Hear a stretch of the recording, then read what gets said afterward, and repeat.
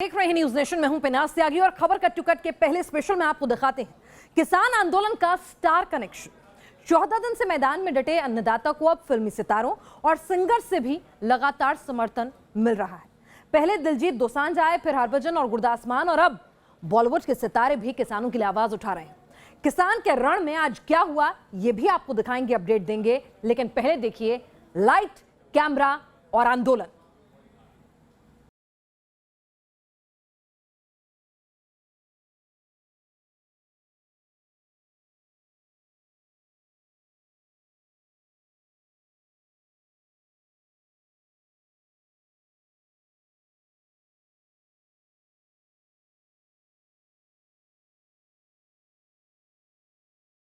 अब किसान को पुकारे महिला विच निकल के तक दिलिए मोड़ते नहीं ले बिना हक दिलिए मोड़ते नहीं ले बिना हक दिलिए। जिनका दीवाना है जमाना, उन्होंने किसान का हाथ थामा।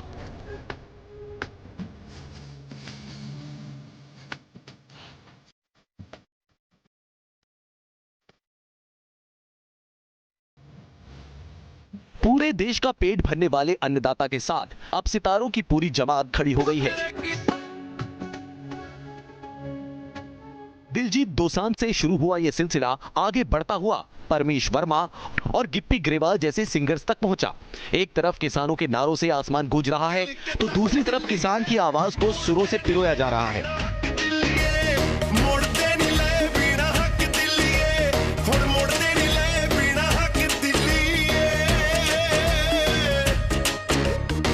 हरभजन मान, कंवर ग्रेवाल और गिप्पी जैसे सितारों ने किसानों के दर्द को दुनिया तक पहुंचाने के लिए गाने तक रिलीज कर दिए।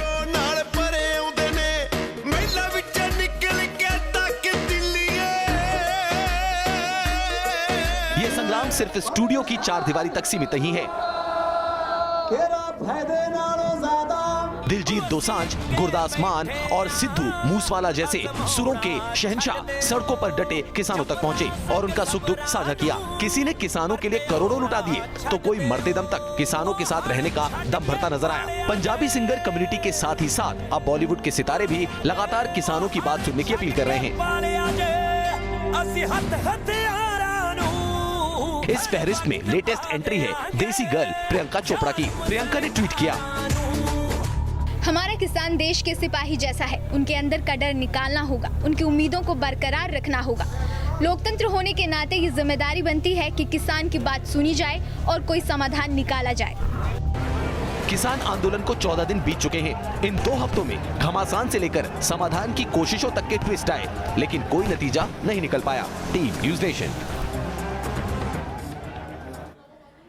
इन सितारों के आंदोलन में उतरने की वजह से ही किसान आंदोलन की खबरें और मर्म उन हिंदुस्तानियों तक भी पहुंच रहा है जिनका किसान या फिर खेती से सीधा लेना देना नहीं है। आज ट्विटर हो या फेसबुक, देश में हर प्लेटफॉर्म पर किसान आंदोलन ही ट्रेंड कर रहा है। ट्विटर पर tractor to Twitter, save farmers, farmer protest जैसे हैशटैग ट्रेंड करने लगे हैं, जिन्हें लाखों बार ट्वीट, रीट्वीट और लाइक किया गया है। फेसबुक पर भी I stand with farmer, I support farmers और स्टैंड विद फार्मर्स चैलेंज जैसे पेज सामने आए हैं, जिनके हजारों मेंबर अब तक बन चुके हैं और वो किसान आंदोलन से जुड़े अपडेट्स लगातार पोस्ट कर रहे हैं।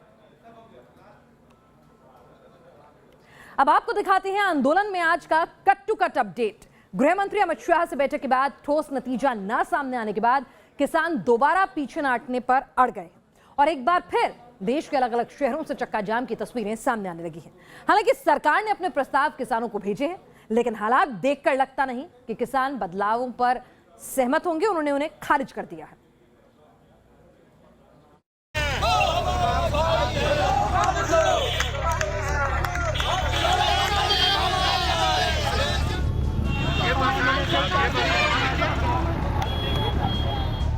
बुधवार की सुबह एक बार फिर किसान वर्सेस सिस्टम की जंग लेकर सामने आई। सरकार से बेनतीजा बैठकों और बढ़ते इंतजार ने शायद किसानों के सब्र का इम्तिहान लेना शुरू कर दिया। जगह जगह चक्का जाम। दिल्ली के बॉर्डर से सुलगी आंदोलन की आग देश के दूसरे राज्यों में फैलती जा रही है। बागपत में आंदोलनकारियों ने दिल्ली जाने वाला रास्ता बंद कर दिया, तो ललितपुर में प्रदर्शनकारी किसान सीधे पुलिस से भिड़ गए। एमपी के कटनी में भी किसानों ने चक्का जाम कर दिया। आंदोलन में आगे क्या होगा, गृह मंत्री और किसानों की बैठक के बाद उम्मीद की पहली किरण उस वक्त नजर आई जब सरकार ने किसानों को लिखित प्रस्ताव भेजा। इस प्रस्ताव में सरकार ने साफ किया, एमएसपी खत्म नहीं होगा, एमएसपी पर लिखित आश्वासन देने को तैयार, मंडी कानून एपीएमसी में बड़ा बदलाव होगा, प्राइवेट प्लेयर्स को रजिस्ट्रेशन जरूरी होगा, कॉन्ट्रैक्ट फार्मिंग में किसान को कोर्ट जाने का हक होगा, अलग फास्ट ट्रैक कोर्ट के गठन को मिलेगी मंजूरी, प्राइवेट प्लेयर्स पर टैक्स लगाया जाएगा, पराली जलाने के मसले पर सख्त कानून में नरमी होगी, ई मार्केटिंग और तकनीक को बढ़ावा मिलेगा, बिजली बिल भुगतान की व्यवस्था में कोई बदलाव नहीं। प्रस्ताव पर किसानों का मंथन जारी है, लेकिन अब तक ऐसा कोई सिग्नल नहीं आया है जो साफ साफ बता सके किसान आंदोलन कब और किस तरह खत्म होगा। अगर किसानों ने बदलाव कबूले तभी आगे का रास्ता निकलेगा। Team news nation. वर्दी, क्रिएटिविटी और विवाद की अब बात करते हैं। अनिल कपूर और अनुराग कश्यप की सीरीज से जुड़ी खबर है जिस पर सीधे इंडियन एयरफोर्स से ऐतराज आया है। इस सीरीज के ट्रेलर में अनिल कपूर एयरफोर्स की यूनिफॉर्म पहनते हैं और वो भी गलत तरीके से, और साथ ही अभद्र भाषा का इस्तेमाल करते हैं, उल्टी सीधी हरकतें करते हैं। एके वर्सेस एके के इस ट्रेलर के सामने आने के बाद फिर बड़ा सवाल उठा है कि क्या अभिव्यक्ति की आजादी का दायरा इतना बड़ा है कि देश की सेना के लिए भी संवेदनाएं नकार दी जाती है। एक बार तुम्हें तो चुका हूं, फिर दोबारा बोल सकता हूं। एयरफोर्स की वर्दी में गाली गलौज, ऐसा वैसा नहीं है, तू रणवीर सिंह है एकदम टॉप। एयरफोर्स की वर्दी में ठुमके, अनिल कपूर और अनुराग कश्यप की सीरीज एके वर्सेस एके का ट्रेलर जैसे ही सामने आया, उसी के साथ सवाल उठने लगे।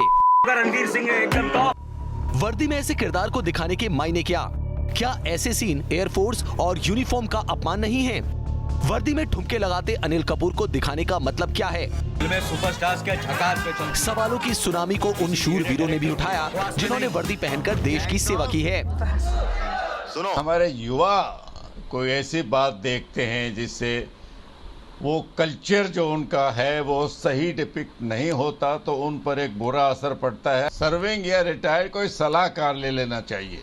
ये छोटी मोटी बातें तो वो भी आपको बता देगा कि ये एयरफोर्स या आर्मी नेवी का कल्चर नहीं है कि आप कमीज बाहर निकाल के डांस करना शुरू कर दो। टैरेंटिनो को बोलो तेरा टाइम आएगा। ये पहली बार नहीं है जब सेना या एयरफोर्स को लेकर विवादित सीन फिल्म या सीरीज में डाले गए हों। जानवी कपूर की फिल्म गुंजन सक्सेना पर एयरफोर्स की ट्रेडिशंस को गलत तरीके से दिखाने के आरोप लगे थे, तो एकता कपूर की सीरीज कोड एम पर आर्मी के जवानों को बदनाम करने के इल्जाम चस्पा हुए थे। एक तबका ऐसा भी है जो कहता है कि ये सिर्फ सीरीज या फिल्म है जिन पर ज्यादा हो हल्ला नहीं होना चाहिए। तो ऐसे लोग भी हैं जिनका मानना है कि आर्ट की आजादी अगर शूरवीरों के दामन पर बेवजह दाग लगाए तो ऐसी आजादी की भी हद तय होनी चाहिए। Team news nation. करने लगता। विवाद बढ़ा तो अनिल कपूर खुद सामने आए और उन्होंने साफ कहा कि अगर भावनाएं आहत हैं तो वो माफी मांगते हैं। It has come to my attention that the trailer of my new film, AK vs. AK, has offended some people, as I'm wearing the Indian Air Force uniform while using unparliamentary language. I would like to sincerely offer my humble apologies for unintentionally hurting anyone's sentiments. It was never my intent or the intent of the filmmakers to disrespect the Indian Air Force. और अब आपको दिखाते हैं vaccine वाली good news. जन जन तक vaccine पहुंचाने के लिए मोदी सरकार ने कमर कस ली है। मीडिया रिपोर्ट्स के मुताबिक 29,000 कोल्ड चेन पॉइंट्स आइडेंटिफाई कर लिए गए हैं और इन पॉइंट्स को वैक्सीन के लिहाज से अपग्रेड करने का काम तेजी से चल रहा है ताकि वैक्सीन आते ही 30 करोड़ हिंदुस्तानियों के प्रायोरिटी ग्रुप तक जल्द से जल्द ये पहुंचाई जा सके। 29,000 कोल्ड चेन पॉइंट्स, वैक्सीन के लिए विमान तैयार, 1 लाख इक्विपमेंट्स और वैक्सीन के पहले राउंड का पूरा रिकॉर्ड। ये है वो युद्ध स्तर की तैयारियां जो मोदी सरकार वैक्सीन पहुंचाने के लिए कर रही है। वैक्सीन का कोल्ड प्लान। मीडिया रिपोर्ट्स के मुताबिक वैक्सीन के स्टोरेज और ट्रांसपोर्टेशन के लिए 29,000 कोल्ड चेन पॉइंट्स तय कर दिए गए। इन कोल्ड चेन पॉइंट्स में हजारों कोल्ड स्टोर, कम तापमान में वैक्सीन ले जाने वाले विमान, सड़क पर मोबाइल रेफ्रिजरेटर में वैक्सीन के ट्रांसपोर्ट का खाका खींच लिया गया। जहां जरूरी सुविधाएं कम पड़ रही हैं, उन कोल्ड पॉइंट्स को रातों रात अपग्रेड किया जा रहा है। अगर सब प्लान के मुताबिक चलता रहा तो वैक्सीन आने के बाद उसे लोगों तक पहुंचाना बहुत आसान होगा। 3 वैक्सीन मेकर्स ने मांगा अप्रूवल। कोविड वैक्सीन बनाने वाली 3 कंपनियों ने सरकार से इमरजेंसी यूज अप्रूवल मांगा है।